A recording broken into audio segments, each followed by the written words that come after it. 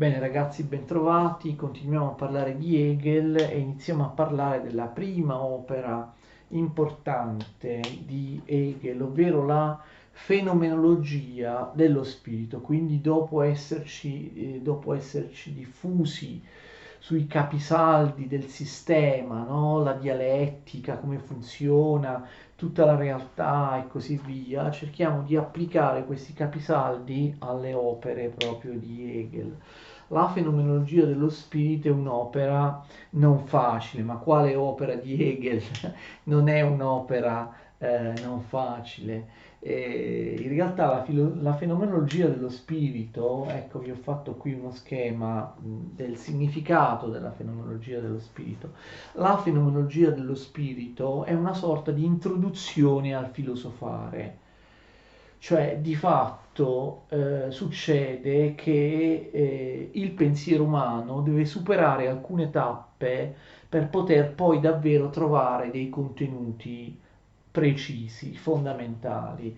Quindi la fenomenologia dello spirito, che vuol dire fenomenologia? Fenomenologia significa apparire, manifestarsi. La fenomenologia dello spirito è il manifestarsi, l'apparire dello spirito a tappe, d'accordo? Attraverso numerose tappe dialettiche che con fatica e tempo, attraverso delle mediazioni, abbiamo visto non immediatamente come pensavano i romantici, faccia arrivare al sapere assoluto. Tuttavia la fenomenologia dello spirito eh,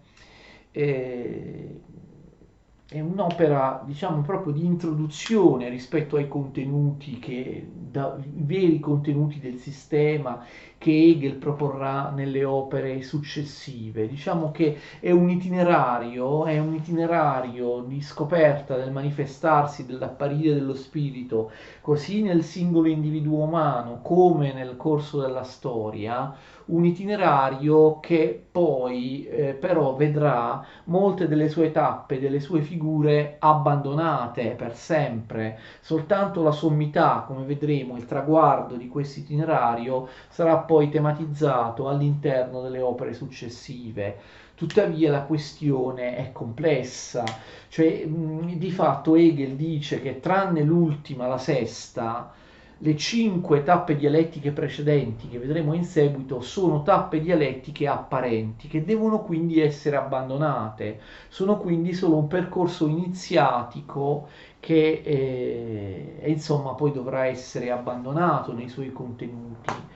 Tuttavia Hegel presenta in questa introduzione al filosofare, in questo elevarsi continuo dello spirito, tutta una serie di tappe dialettiche che in realtà hanno dei contenuti, attenzione, che Hegel riprenderà in seguito.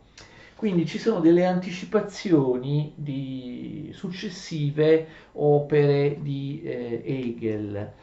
Poi c'è un altro aspetto della fenomenologia dello spirito. La fenomenologia dello spirito presenta dei contenuti che possono essere interessanti di per sé, cioè ci sono dei contenuti, dei fatterelli, delle storielle, appunto, dei contenuti che possono essere apprezzati anche autonomamente, sganciandoli, estraendoli dal sistema, sganciandoli dalla posizione precisa che hanno nell'itinerario fenomenologico, d'accordo? Cioè sono un paio di cose veramente famose di Hegel, famose anche adesso, che possono avere un valore di per sé. Hegel non sarebbe d'accordo, per lui ovviamente è tutto schematizzato, ordinato da una precisa gerarchia di tappe dialettiche, ogni cosa ha un significato soltanto all'interno, no, di questi continui superamenti dialettici, però noi in realtà possiamo estrarre alcuni contenuti, considerarli buoni, considerarli interessanti in sé per sé. Quindi la fenomenologia dello spirito, che cosa vuole fare la fenomenologia dello spirito. Hegel si interroga su questo. L'uomo quando filosofa che cosa deve fare? L'uomo quando filosofa deve elevarsi all'altezza della pura ragione, dell'assoluto, d'accordo? Il suo io empirico, anche l'io empirico del filosofo, è simile all'io della persona comune, del non filosofo, quindi dell'io empirico. L'io della persona comune che non è in grado di filosofare deve essere trasformato dal filosofo in un io trascendentale, cioè andare da un io empirico a un io trascendentale, elevare l'io empirico, l'io comune, ad un io trascendentale, ad un io filosofico che possa afferrare il significato dell'assoluto, della pura ragione, d'accordo? Quindi bisogna elevare questo io empirico ad io trascendentale, superare la finitezza della coscienza, la coscienza empirica che appartiene anche ai rozzi, anche ai non filosofi, e abbiamo visto questo non può avvenire di colpo, come dicevano i romantici, ma attraverso tutta una serie di tappe, d'accordo? Prendere la coscienza empirica è un altro modo per dire l'io empirico, prendere la coscienza empirica, purificarla ed innalzarla attraverso successive mediazioni verso lo spirito, verso il sapere assoluto, d'accordo? Allora, bisogna fare attenzione a questo. Hegel dice che la via con cui l'io empirico, la coscienza empirica, pian piano guadagna lo spirito, il sapere assoluto, l'io trascendentale, deve essere svolta all'interno di un individuo, cioè all'interno di un itinerario fenomenologico che riguarda il singolo filosofo. Però di fatto questa via è la stessa via che l'assoluto ha già percorso nel corso della storia. Quindi spero che sia chiaro, cioè l'individuo, il filosofo, deve fare al suo interno, nella sua esperienza di vita, deve ripercorrere, deve fare la strada che l'assoluto ha già percorso durante le epoche della storia, cioè il filosofo singolo deve replicare la strada, l'itinerario fenomenologico che lo spirito in sé, lo spirito assoluto, ha già percorso nelle varie epoche della storia. E, condurre la coscienza finita all'assoluto infinito significa ripercorrere ciò che lo stesso assoluto ha già percorso nella storia dell'universo. Quindi fenomenologia, apparire, l'apparire, il manifestarsi dello spirito a differenti tappe, a livelli sempre più alti, in una serie successiva di figure, di tappe dialettiche in cui ogni tappa è superiore alla precedente, ma tutte le tappe, se avete capito bene come funziona la dialettica, sono strettamente collegate tra di loro, quindi dalla coscienza empirica fino al sapere assoluto. Ripeto, significa replicare la strada che lo spirito, che l'assoluto ha già fatto per giungere a sé attraverso tutte le vicende della storia del mondo, la strada in cui lo spirito, l'assoluto si è realizzato e conosciuto. Ogni singolo individuo deve ripercorrere quella strada. Quindi ogni storia della coscienza di ogni filosofo individuale corrisponde a una storia dello spirito tra un'epoca e l'altra. Lo scopo della fenomenologia è togliere l'opposizione tra soggetto e oggetto, tra coscienza finita e assoluto infinito. Ricordate che questo tema era stato affrontato notevolmente dai romantici, no? Lo scarto tra un soggetto, tra un io finito e tra un oggetto che invece sembrerebbe infinito. Cioè c'è un'apparente opposizione che in realtà non è vera, dice Hegel, tra un soggetto, un io e un oggetto, d'accordo? Tra una coscienza finita e un assoluto infinito. Lo scopo della fenomenologia è togliere, eliminare, superare questa opposizione, d'accordo? Quindi alla fine questa è la posizione dell'idealismo hegeliano, la coscienza finita capirà di non essere qualcosa di diverso dall'assoluto e finito, e anzi la coscienza infinita si identifica con l'assoluto infinito. E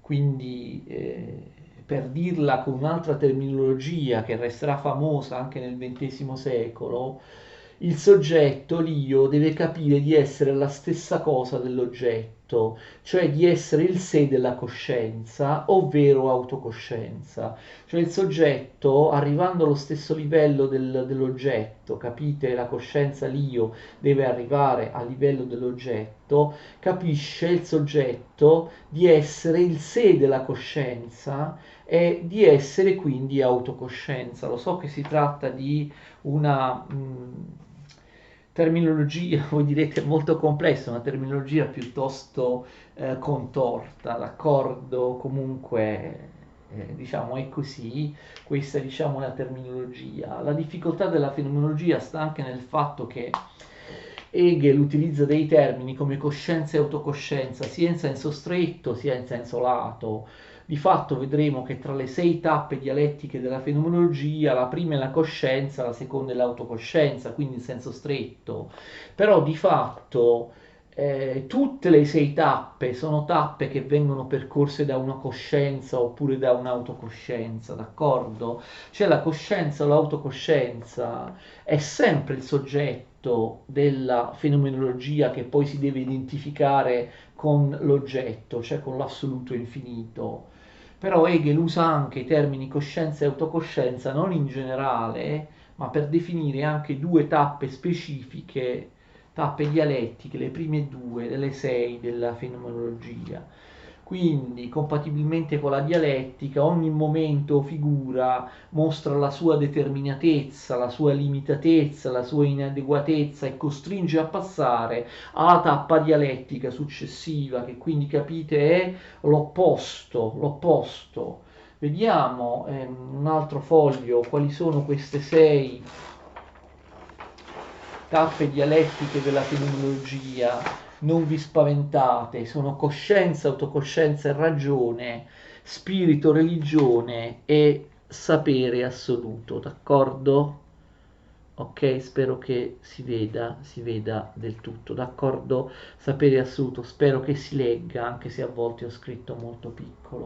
Quindi, di fatto, vedete, la coscienza si rivela inadeguata come tappa dialettica e deve rovesciarsi dialetticamente in una tappa successiva, un togliere e conservare, no? Che è l'autocoscienza. L'autocoscienza a sua volta a un certo punto si rivela determinata, si rivela limitata e quindi deve sfociare nell'opposto, in una successiva negazione che è la ragione e così via, spirito, religione, sapere assoluto. Sono quindi 6 queste tappe della fenomenologia. Ogni tappa dialettica ha delle sottotappe dialettiche che a volte hanno al loro interno delle ulteriori sottotappe.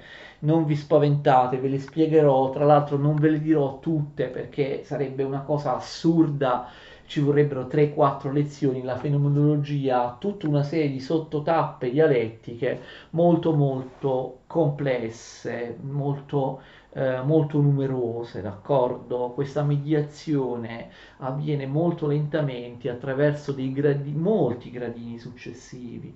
Quindi che cosa succede? Questo ritmo dialettico in cui ogni tappa dialettica, sono 6, si rovescia nella negazione successiva, ehm, possiede una molla, cioè qual è l'origine del movimento dialettico dalla prima alla sesta tappa, cioè c'è una molla, c'è un'origine di questa dialettica fenomenologica, ma l'abbiamo già visto, ciò che mette in movimento la coscienza o l'autocoscienza è in realtà il dislivello tra la coscienza e il suo oggetto, l'abbiamo già detto, la coscienza è l'io è il suo oggetto è l'assoluto infinito. Bisogna, l'abbiamo detto, superare progressivamente questa ineguaglianza. Alla fine lo spirito la coscienza, l'autocoscienza diventano, vi ricordate, oggetto a se stesso, come ho detto, diventano il sé della coscienza. Quindi in realtà il movimento fenomenologico non ci sarebbe se non venisse colta questa disparità, questo iato, questa diversità tra la coscienza, cioè l'io, e il soggetto, cioè l'assoluto. Il percepire questa disparità fa sì che far sì che si metta in moto questa dialettica fenomenologica. Allora vediamo, la prima tappa è la coscienza in senso stretto. La coscienza ha una cognizione di sé di questo tipo. Attenzione, all'inizio la coscienza conosce il mondo come altro da sé e indipendente da sé. Questo è molto importante, questo è il momento iniziale. La coscienza conosce il mondo, conosce tutto quello che è fuori di essa in maniera, come un'alterità, conosce il mondo come altro da sé e conosce il mondo come indipendente da sé, d'accordo? Attraverso tre tappe che non andiamo a vedere nel dettaglio perché sono poco importanti, la coscienza, vedete, quindi vedete che ogni tappa dialettica ha delle sottotappe, ricordate che c'è il cerchio più piccolo, ricordate che poi corrisponde a un punto del cerchio più grande. Ma voi direte, ma non è, il ritmo non è triadico? Sì, infatti, comunque Hegel, anche se non insiste molto su questo, dice che coscienza, autocoscienza e ragione, cioè le prime tre, sono una prima triade dialettica, mentre spirito, religione e sapere assoluto, cioè 4, 5 e 6, possono essere considerate una seconda triade dialettica, quindi si potrebbe riscrivere qua 1, qua 2 e qua 3, d'accordo? Però Hegel non insiste molto su questo, quindi possiamo considerarle numerate dall'1 al 6. Allora la coscienza attraverso queste tre sottotappe si scopre autocoscienza, si passa dalla prima alla seconda tappa della fenomenologia dello spirito. Che cos'è l'autocoscienza? L'autocoscienza è travagliata, deve attraversare, vedete, numerose sottotappe per capire che cosa è veramente. La coscienza deve capire che cosa è veramente, d'accordo? E, in realtà, ehm, in realtà ve lo dico subito, qual è la differenza tra autocoscienza e coscienza? Vi ricordate che la coscienza vede il mondo come altro da sé e indipendente da sé, invece l'autocoscienza, attenzione, vede il mondo come altro da sé ma dipendente da sé. Questo è già un progresso, d'accordo, tra la prima e la seconda tappa. L'autocoscienza non si accorge ancora di essere ogni realtà, di identificarsi con il mondo esterno, però almeno, a differenza della coscienza che vedeva il mondo esterno come indipendente da sé, la coscienza vede il mondo come dipendente da sé. E vede il mondo come dipendente da sé, anche se l'autocoscienza è costretta ancora a vedere il mondo, sì, dipendente da sé, però in realtà è costretta l'autocoscienza ad ammettere l'alterità, ad ammettere che il mondo sia altro da sé. L'autocoscienza vorrebbe soggiogare tutto, vorrebbe che tutto, abbiamo visto, pensa che tutto sia dipendente da sé, ma non può togliere l'alterità perché l'autocoscienza si accorge dell'esistenza di altre autocoscienze, d'accordo? Quindi la prima sottotappa della tappa dialettica 2, l'autocoscienza, è una tappa molto molto famosa in Hegel, cioè il rapporto tra signoria e servitù, la cosiddetta dialettica servo-padrone, che è una delle cose più importanti in assoluto di Hegel. Che cos'è questa dialettica servo-padrone? È una di quelle cose che ho detto possiamo anche astrarre, prendere prendere dall'interno del sistema, dall'interno di questo complesso rapporto dialettico e considerare buona, interessante da sola, cioè isolatamente. Succede che ogni autocoscienza si accorge che esistono altre autocoscienze e quindi c'è uno scontro, proprio una guerra tra le varie autocoscienze, perché abbiamo visto che ogni autocoscienza considera le altre autocoscienze come dipendenti da sé e quindi non può accettare che siano indipendenti. Ogni volta che l'autocoscienza incontra un'altra autocoscienza, scatta un rapporto polemico, dal greco proprio polemos, cioè guerra. Ogni autocoscienza vuole sottomettere ogni altra autocoscienza. Non si possono incontrare senza che questo incontro non faccia scaturire una guerra. Per semplificare, diciamo che sono soltanto due autocoscienze, si scatena quindi una guerra tra di loro. Ognuna vuole inglobare l'altra, vuole sottomettere l'altra, vuole farla dipendere da sé, vuole schiavizzare l'altra, d'accordo? Vuole conquistare una signoria e servitù, mentre invece vuole che l'autocoscienza sconfitta diventi schiava, d'accordo? È una vita, dice Hegel, è una guerra, scusate, dice Hegel, per la vita e per la morte. Cioè le due autocoscienze proprio combattono per la vita e per la morte. All'inizio si suppone che una vivrà e l'altra morirà. In realtà ogni autocoscienza, pur essendo in conflitto con l'altra, ha strutturalmente bisogno dell'altra autocoscienza. Quindi la guerra si conclude non con qualcuno che vive e qualcuno che muore, ma con qualcuno che vince e diventa signore, diventa padrone, e l'autocoscienza che perde diventa schiava, d'accordo? Tra due autocoscienze, una diventa padrona e l'altra diventa schiava, viene schiavizzata dall'autocoscienza che ha vinto. Attenzione, perché un'autocoscienza vince e un'autocoscienza perde? C'è un motivo ben preciso. L'autocoscienza che vince ha combattuto più coraggiosamente, cioè ha combattuto mettendo a rischio la sua vita, ha combattuto rischiando di perdere la vita, per questo ha vinto. Invece l'autocoscienza che perde, che diventa schiava, ha combattuto in maniera più timida, in maniera più papida, ha combattuto però senza mettere, capite, a rischio la sua vita. Per questo un'autocoscienza vince e un'autocoscienza perde. Quindi abbiamo un'autocoscienza che è servo e un'autocoscienza che è padrone. Che cosa succede a questo punto? L'autocoscienza che è padrone, il padrone, inizia a considerare l'altra autocoscienza non più come un'autocoscienza, attenzione, ma come una cosa, come un essere inanimato, come le cose che il padrone possiede. Il padrone possiede degli oggetti, delle cose, pone l'autocoscienza serva che lui ha schiavizzato vincendo in guerra come se fosse una delle due cose, delle sue cose, all'interno delle sue cose, d'accordo? Cosa succede? Che il padrone possiede molte cose, è il padrone, mentre il servo, l'autocoscienza serva, schiava, non possiede assolutamente niente. Il padrone usa il servo per far funzionare le sue cose, d'accordo? Il padrone ha tante cose ma non le lavora, mentre il servo è costretto a lavorare al posto del padrone. Attenzione, immaginate, non so, di essere il padrone, di avere un'automobile, di avere un computer, dei software, tante cose, un forno a microonde.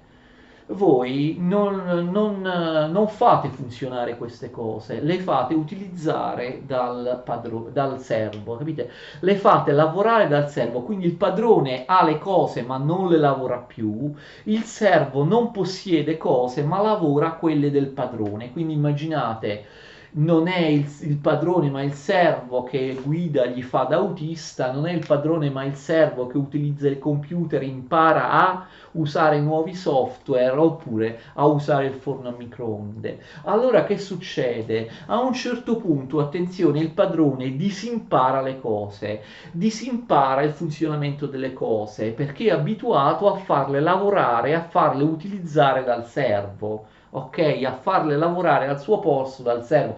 Il padrone non lavora più le sue cose, il servo lavora le cose del padrone. A un certo punto succede che il padrone diventa dipendente dalle cose perché non sa più usarle.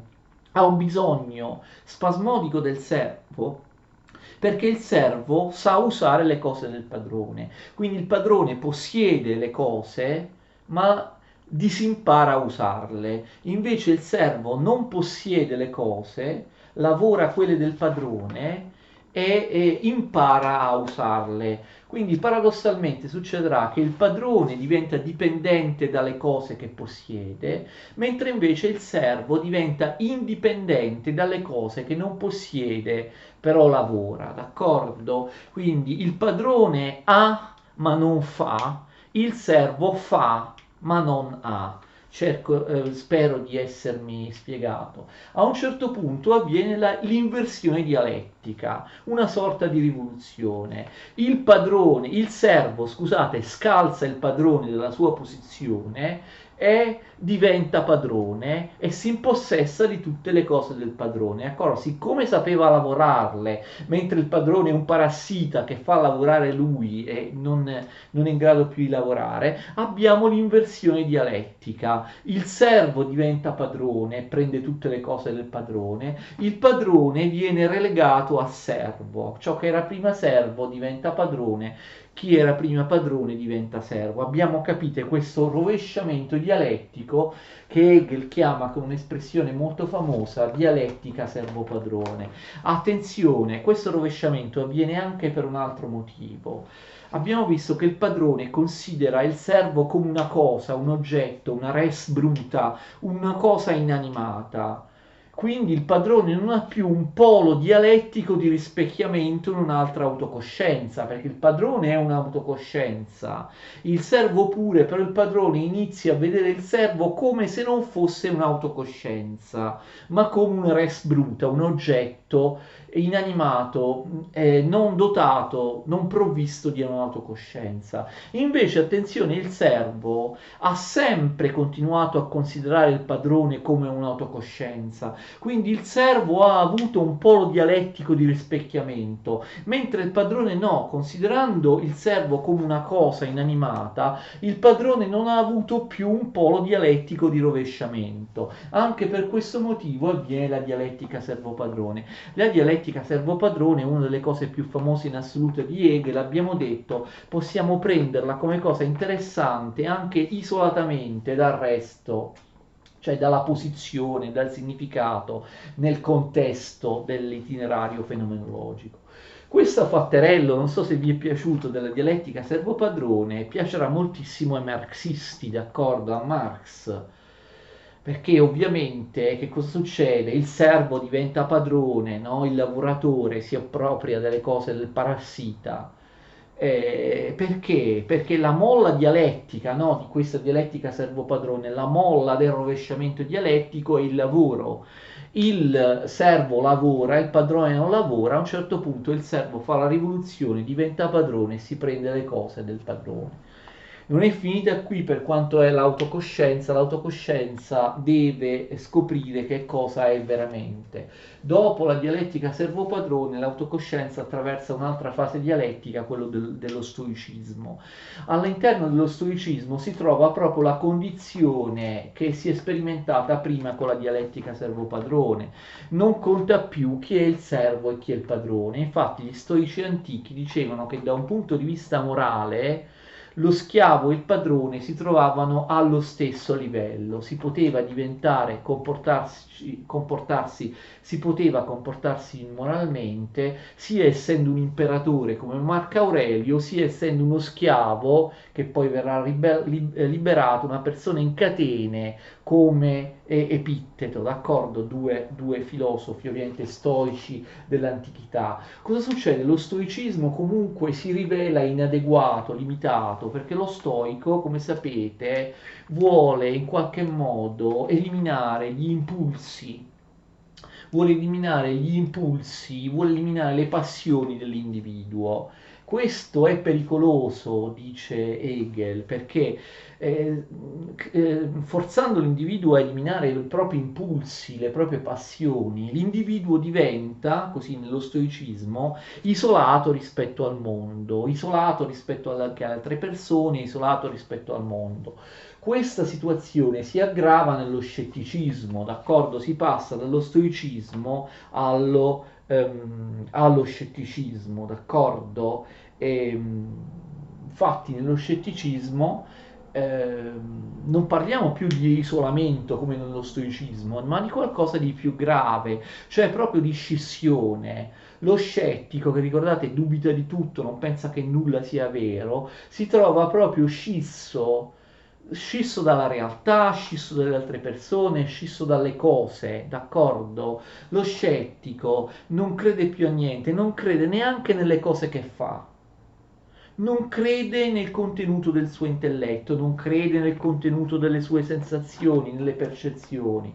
Quindi c'è una scissione tra lui e il resto del mondo. Questa scissione poi finisce nella quarta e ultima sottotappa della seconda tappa della fenomenologia, cioè la coscienza infelice. Anche qui si tratta di pagine molto famose, d'accordo, da parte di Kant. Attraverso la coscienza infelice, finalmente l'autocoscienza fa un progresso, diventerà ragione, parte Terese, perché scoprirà esattamente l'autocoscienza cosa è, d'accordo? Cosa è. La coscienza infelice si vede scissa, come abbiamo visto, la coscienza di sé si vede come duplicata, come sdoppiata, scissa tra che cosa? Scissa tra uomo e Dio, tra finito e infinito. Ovviamente è quel tema molto caro ai romantici. L'autocoscienza si trova scissa tra qualcosa di mutevole e finito come l'uomo e qualcosa di immutabile e infinito come Dio.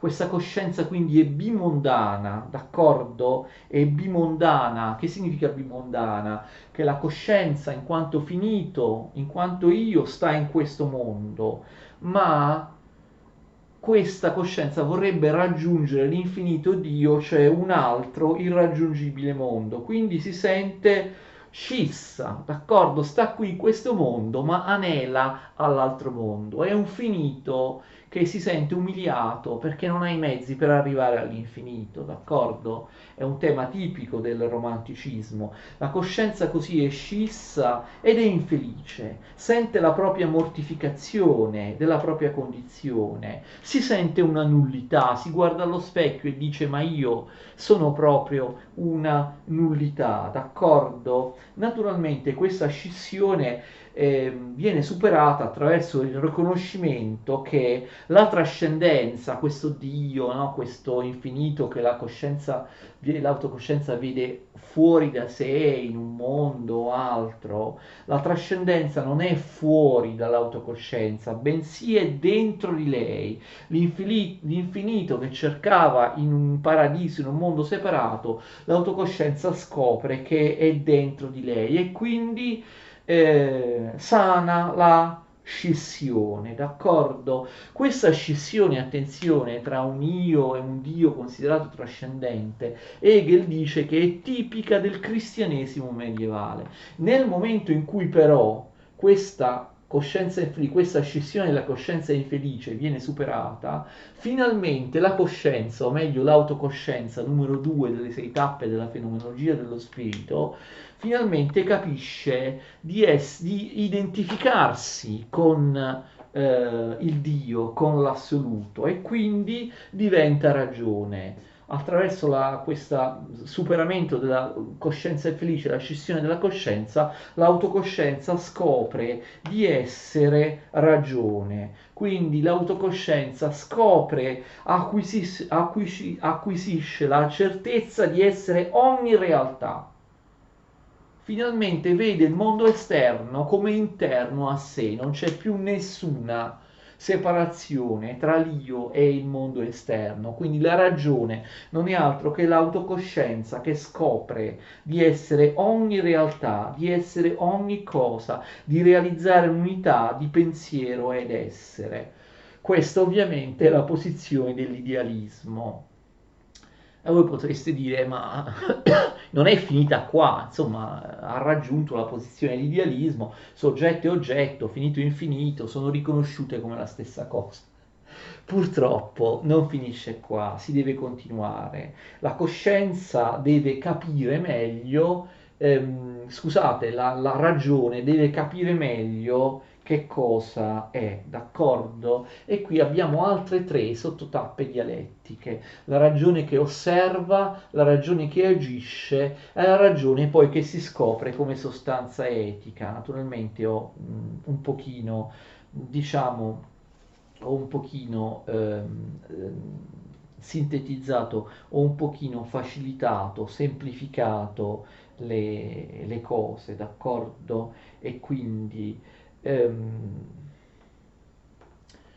la ragione che osserva, che agisce. Allora, la ragione che osserva, attenzione, queste tre sottotappe dialettiche, è la ragione scientifica, cioè la ragione che osserva la natura, d'accordo?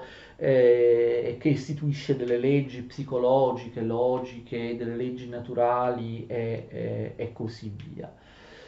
Hegel critica questa osservazione della natura, tra l'altro facendo delle critiche che ora non hanno più significato verso alcune pseudoscienze del suo tempo, come la fisionomica oppure la frenologia.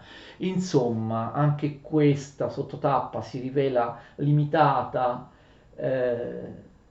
deve essere superata, rovesciata, no, dialetticamente in una sottotappa successiva. Non basta osservare, però bisogna agire. L'autocoscienza deve attuarsi mediante se stessa, attraverso l'agire. Ci sono diversi tipi di agire, diversi modi di agire. Il primo, il più egoistico, il più basso, cioè agire per conquistare il proprio piacere, cioè agire soltanto in funzione del benessere, d'accordo?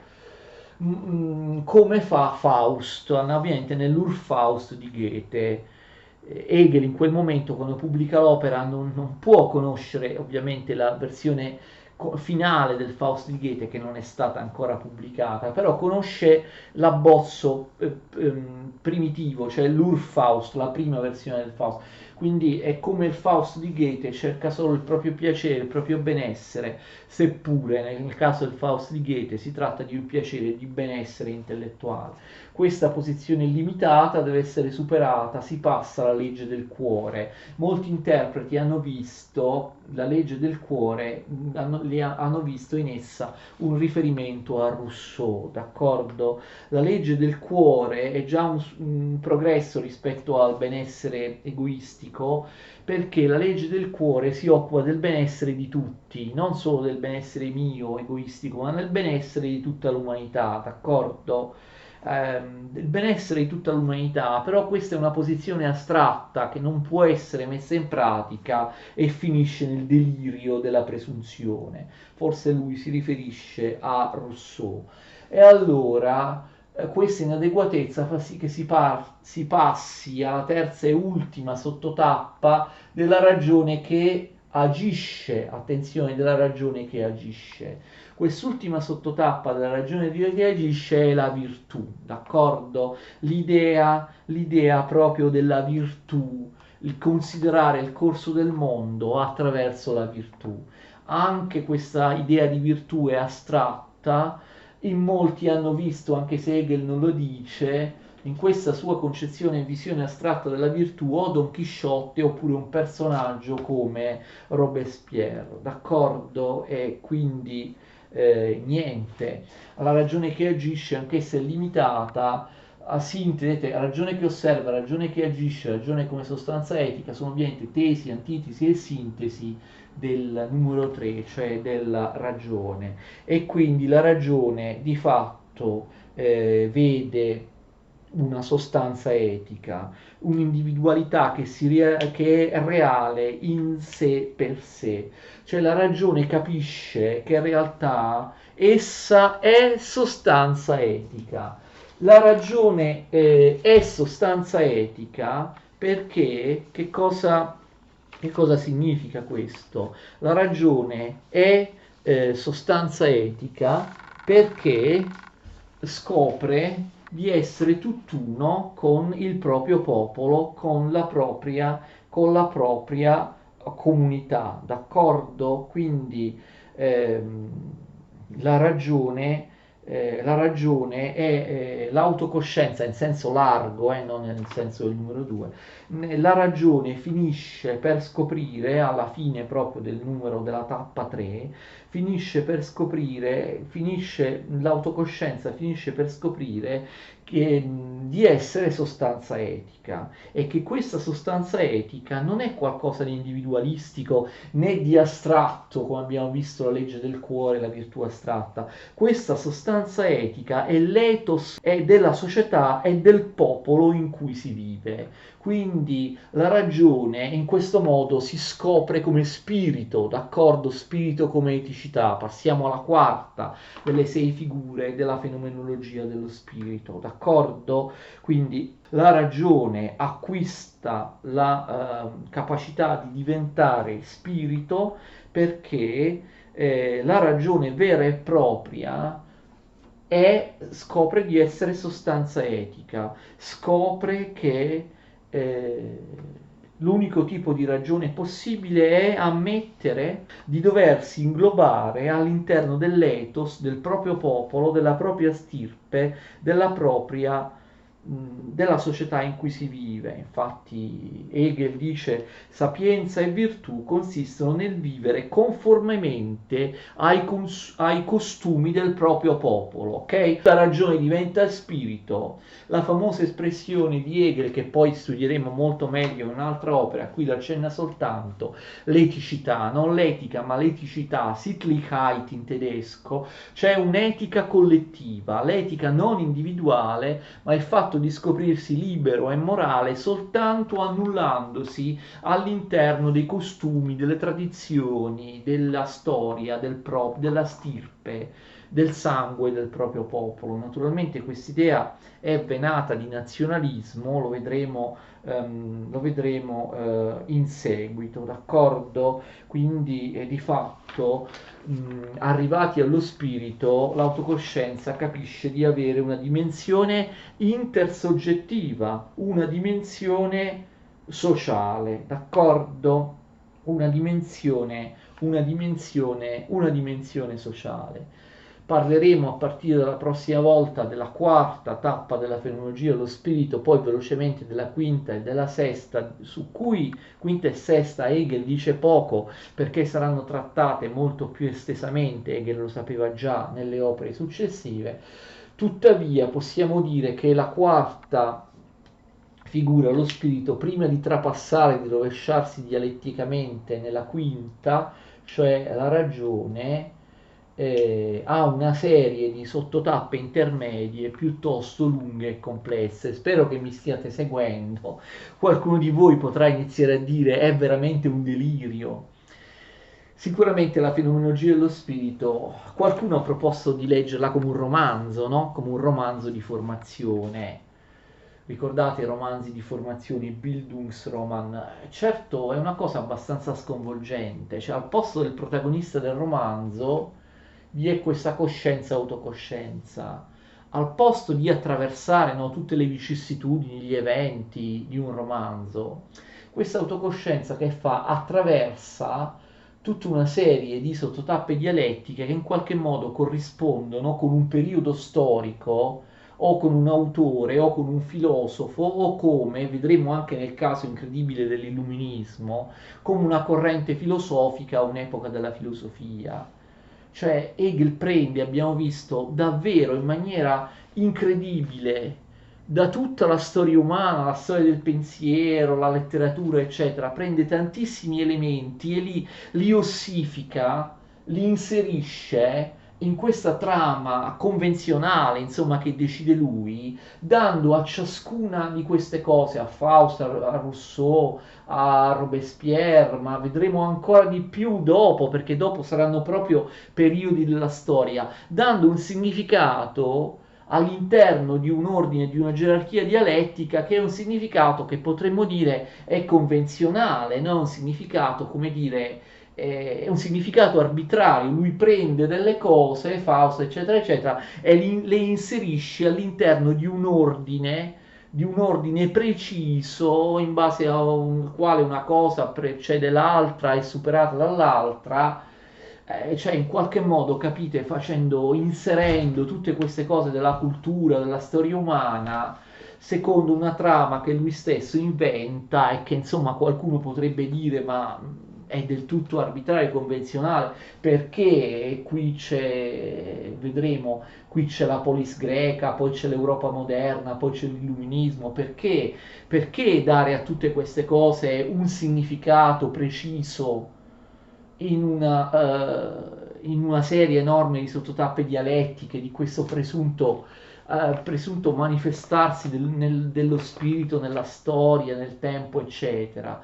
Cioè è abbastanza discutibile anche questa cosa che Hegel prenda tantissimi elementi della storia della cultura e li interpreta come vuole lui, dando un ordine e un significato a queste cose come vuole lui. Può essere forse un romanzo divertente, ma certo può essere anche però una cosa ovviamente molto criticabile, comunque un esercizio dell'intelligenza o così via, ma molti potrebbero dire come mai allora quel personaggio, perché lo stoicismo viene superato dallo scetticismo, così via, cioè tu prendi epoche intere della storia della filosofia, le inserisci in questo artificiale creato da te ordine dialettico, dando ad esse, capite, un senso, un significato che possono anche essere molto diversi da quelli che magari da quello che hanno avuto nella storia.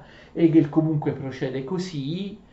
La prossima volta vedremo la quarta, la quinta e la sesta, cioè le ultime delle 6 tappe della fenomenologia dello spirito, e poi magari faremo qualche riflessione conclusiva sul significato di questa prima opera importante di Hegel. Alla prossima.